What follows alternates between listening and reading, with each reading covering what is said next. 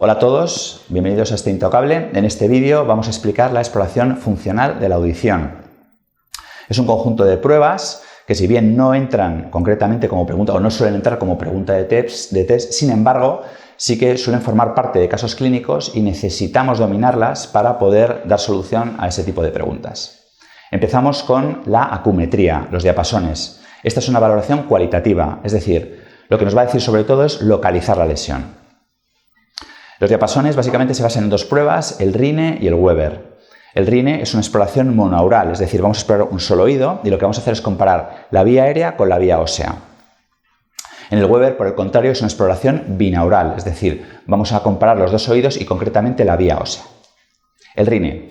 En el Rhine, en un paciente normal, normoyente, colocamos el diapasón en la vía aérea y el paciente va a notar percepción del sonido de una manera intensa. Eso es debido a que el sonido pasa a través del oído medio, que es un sistema de amplificación. Sin embargo, al colocar ese mismo diapasón en la zona mastoidea para explorar la vía ósea, se salta ese paso y percibe el sonido, pero de una manera menos intensa. Por lo tanto, los pacientes sanos van a tener lo que se llama un Rhine positivo, van a percibir el sonido mejor por vía aérea.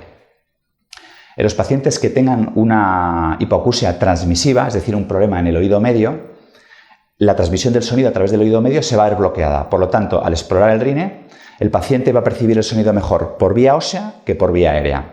Eso es lo que se conoce como Rhine negativo. Y por último, en un paciente con hipoacusia neurosensorial, el problema está a nivel de cóclea y retrocóclea. Por lo tanto, al explorar la vía aérea con la vía ósea, mejor por vía aérea, porque el sonido está amplificado por su paso a través del oído medio. En cuanto al Weber, el diapasón lo vamos a colocar en la línea media y vamos a comparar las dos vías óseas. Le vamos a pedir al paciente dónde lo percibe más intensamente. En una persona normal, normoyente, va a ser indiferente, no va a notar diferencias. En un paciente que tenga una hipoacusia transmisiva, el Weber va a lateralizar hacia el oído enfermo. Y sin embargo, en un paciente con una hipoacusia neurosensorial, lateralizará al sano. Esto que en principio cuesta un poco retenerlo, sin embargo, se puede sistematizar con una regla en la cual identifiquemos las hipoacusias transmisivas con lo malo, de tal manera que el Rhine será negativo y en el oído afectado y el Weber lateralizará al oído enfermo. Sin embargo, en las hipoacusias neurosensoriales, el Rhine será positivo en el oído afectado y el Weber lateralizará al oído sano. Recordar que hay una excepción a esta regla, que es el falso Rhine negativo. Eso ocurre en pacientes muy concretos, pacientes que tienen una cofosis o una hipoacusia profunda unilateral. En esos casos lo que ocurre es que al explorar con el Rhine, el paciente al colocarlo en la vía aérea no va a percibir sonido y al apoyarlo en la vía ósea no debería percibir sonido. Sin embargo, la vía ósea, como está comunicada, va a lateralizar a través del hueso hacia la cóclea contralateral y le va a dar una falsa percepción de sonido. Eso es lo que se conoce como falso Rhine negativo. Y hasta aquí la prueba con los diapasones. Ahora vamos a pasar a la audiometría tonal.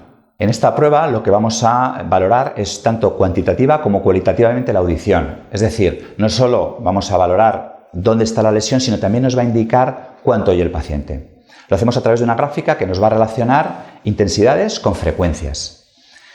En un paciente en el cual no tiene ningún problema, al explorar tenemos que obtener una línea correspondiente a la vía aérea que va a estar por encima del límite, en la gráfica, por encima del límite que consideramos normal, 30 decibelios.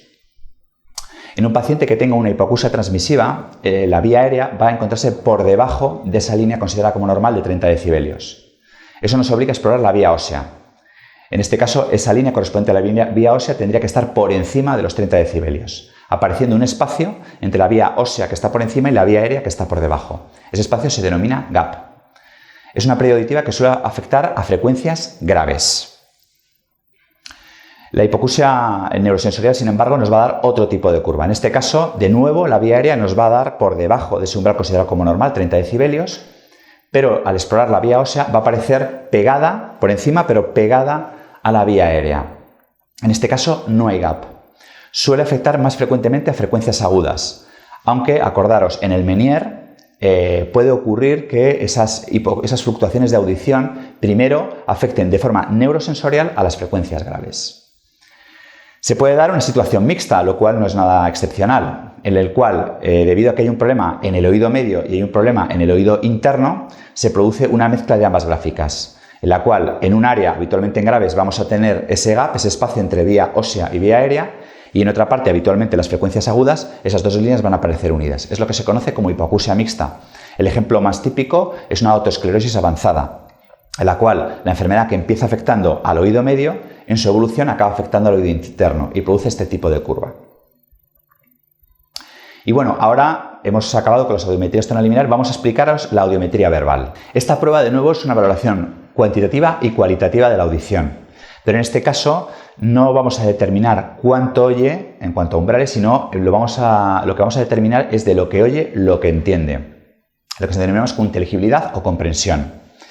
También, de igual manera, esta prueba nos permite determinar dónde está localizada la lesión. La manera de explorarlo es a través de una cabina en la cual al paciente le repetimos una serie de palabras bisílabas y anotamos el porcentaje de éxito en cuanto a que el paciente va acertándolas y las va escuchando bien. Nos las va repitiendo bien. En un paciente normal, normoyente, la discriminación verbal alcanza el máximo, el 100%. En los pacientes que tienen una hipoacusia transmisiva también alcanzan habitualmente un grado de discriminación máxima, es decir, la comprensión no se ve alterada, pero sí característicamente la curva se ve desplazada hacia la derecha. Lo que significa es que tenemos que aumentar la intensidad del sonido para que ese paciente alcance ese grado de discriminación. Los pacientes, sin embargo, que tienen una hipoacusia neurosensorial, característicamente se afecta habitualmente esa discriminación verbal, no alcanzan el 100%.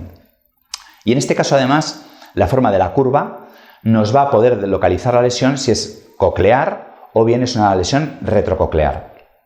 En los pacientes que tienen una hipoacusia neurosensorial coclear, habitualmente cuando estamos explorando, la curva que obtenemos es una curva en forma de campana. Eso es debido a que según nos va repitiendo las palabras, vemos que llega un momento en que cuando vamos intensificando el sonido para que cada vez entienda más palabras, no solo no llega a entender más palabras, sino que llega un momento en que incluso empeora la comprensión, a pesar de que nosotros aumentemos la intensidad. Eso es lo que le da la forma característica de campana.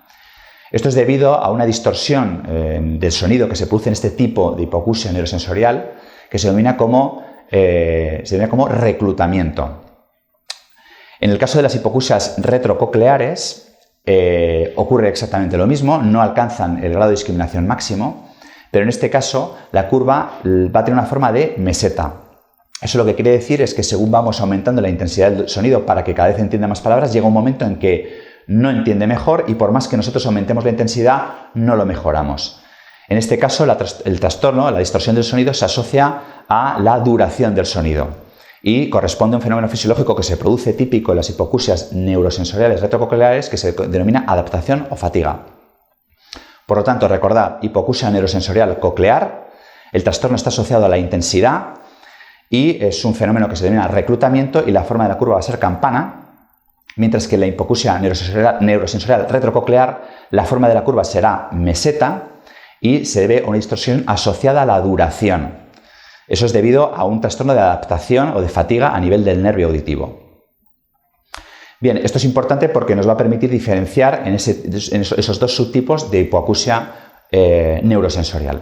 Importante, hemos dicho que en las hipoacusias neurosensoriales es habitual que haya una alteración, una mala discriminación, pero esto es muy llamativo o más llamativo en las hipoacusias neurosensoriales retrococleares. La discriminación suele ser muy mala.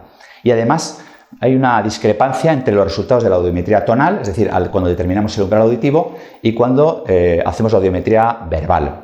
Estos pacientes suelen asociar una pérdida no muy llamativa en el umbral y, sin embargo, una discriminación muy mala.